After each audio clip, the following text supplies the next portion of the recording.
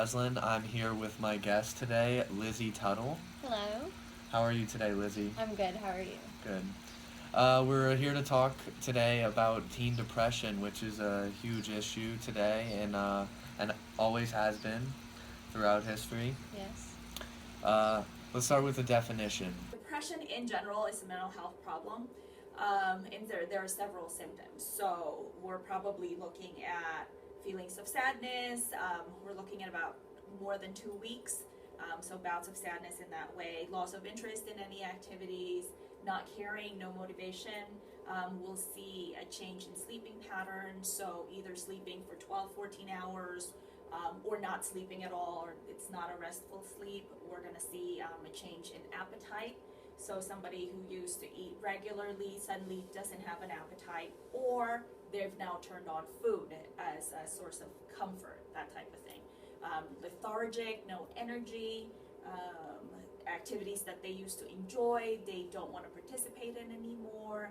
There's a sense of helplessness, hopelessness, nothing's changing, I don't care, what's the point? A preoccupation maybe with death and dying. What are your thoughts on depression? I do think that sometimes it could be hard for parents to realize these symptoms if they're not that prevalent, so they might not know that their child is suffering with depression. Untreated depression can lead to problems at school, running away, substance abuse, low self-esteem, eating disorders, internet addiction, self-injury, reckless behavior, violence, and suicide. To learn more about depression and its leading causes, we took a survey at Bishop Gorman High School to find out more about depression. According to an article on teen depression, approximately 20% of teens will experience depression before they reach adulthood. Out of the 100 teens that we surveyed at Gorman, 77% of teens who took the survey said they had experienced or known someone who had experienced depression. This statistic doesn't match up to the findings of the surveys given to Bishop Gorman students. When students were asked what they felt caused the depression, over half of them responded that it had been family issues.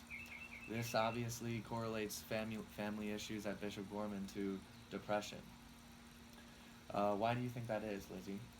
One reason may be that since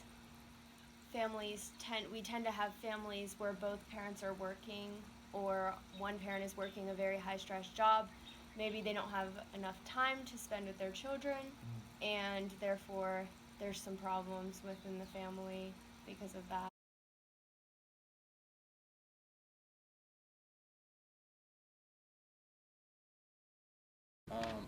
I think that people don't really understand what depression necessarily is. I think people confuse sadness and depression.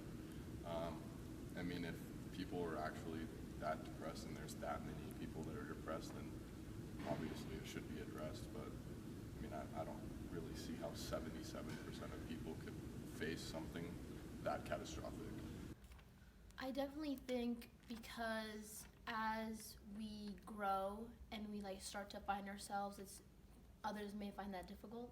So then, I think depression may come into their lives throughout high school, and especially Bishop Gorman High School, how it's such a brand name school and everything is so competitive and very upscale. People may find pressure, to them. So I think I definitely can see how the system, whatever that word is. There is this new type of bullying that we're dealing with today in the age of social media and technology called cyberbullying. And I was wondering what your thoughts on that were. I think cyberbullying is a really big issue, especially in today's society. Everyone cares what other people think, and it's harder when you can't get away from it, even if you go home. In-person bullying tends to be at school. Right. And when you go home, you can get away from it for the night. Cyberbullying is following you everywhere you go. So I think it has a more harmful. So here's a statistic for you. In 2015, an estimated 16% of high school students reported bullying within 12 months prior to our survey. Well, we did our own survey. Of 77 students who said they experienced depression or knew someone who experienced depression. 39 had experienced or witnessed bullying, and 18 students felt that the bullying caused the condition. So clearly, this is a larger margin of bullying than on national average. I do think cyberbullying is much more prevalent because it takes away you can be anonymous and cyberbully someone. You don't have to go up to them face to face, and like you could expose them for things, and without necessarily having the consequences of a face-to-face confrontation. Now, 18 of these students felt that the bullying caused their depression. Do you think that bullying has plays a significant role in depression? I would say that if it's long term, then yes. Yes. I think for sure if it's long term, it's been happening forever, it's been a whole year, whatever, I think that would definitely have an effect on depression rather than a couple, like a month or two of it and then it ends. I think it really depends on what's happening in the bullying too. I don't know. I think it really depends on the situation. Oh yeah, I would agree.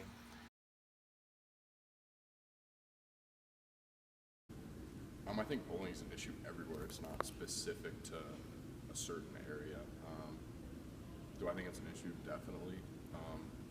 I think that it could obviously be fixed and be more enforced than it already is now.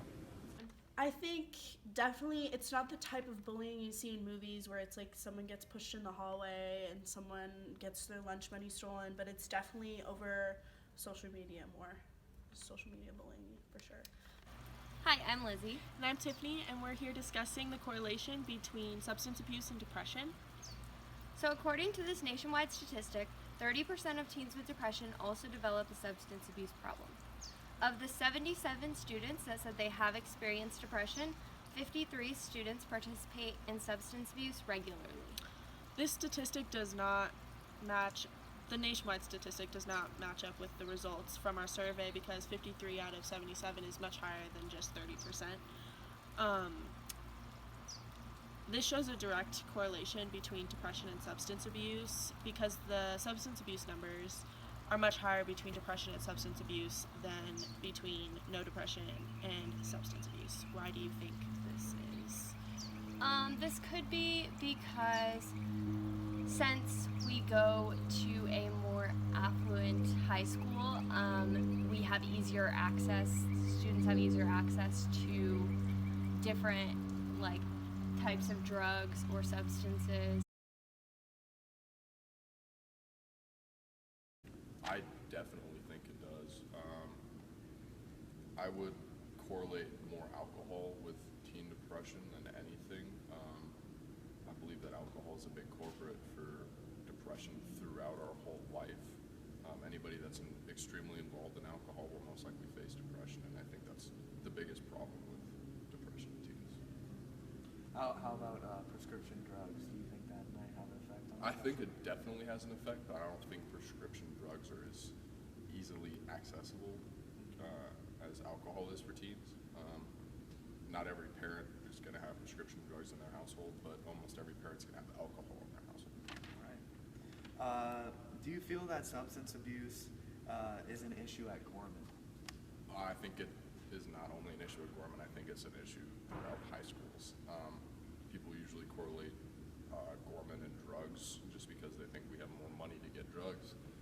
When, the drug tests do a pretty good job on keeping students away from drugs. I think it does a better job than any of the public schools that don't have drug tests. So I think actually Gorman would have less of a chance of being involved in drugs compared to public schools. I 100% think substance abuse has an effect on teen depression because it's labeled in the psychology realm. It's labeled as a depressant, so it definitely adds on to it. Do you think that Bishop Gorman has a substance abuse problem? I do think that Bishop Gorman has substance abuse problems. You can be blind to it, but if you're a student and you like to go out and you like to go to parties where that's an environment where it could be in, it's really rampant. Depression during the teenage years is very common. There's a clear link of substance abuse and bullying to depression. Young adulthood is the stage of life when one is most prone to depression. Bullying not only causes depression while the bullying is occurring, but also has a lasting effect into adulthood. Substance abuse, especially in teens, is a common cause of depression.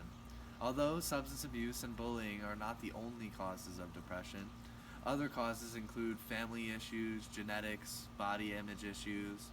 The extreme prevalence of depression should bring light to the fact that this is a huge problem that our society faces today.